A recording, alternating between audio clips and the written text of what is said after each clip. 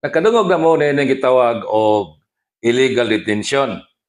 Dunay pulis kuno, illegal nga ni priso, siyang dinakpan, o niya ang sultis kadaghanan. Uy, illegal ang gihimos pulis, illegal detention. Dili ka na sakto. Ang sakto ana, arbitrary detention ubo sa Article 124 sa atuang revised penal code. Ingon ang balaod, og ang kawani o opisyal sa gobyerno mohimo og illegal nga pag-detain sa tao nga iyahang gi-custody taas ka nagsilot.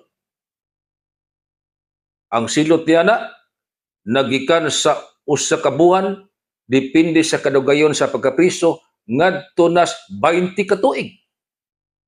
Karon atong timaan og opisyal o kawanis gobyerno ang responsable ang kaso ha dili illegal detention.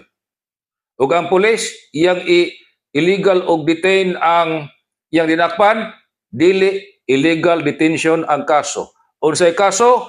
Arbitrary detention.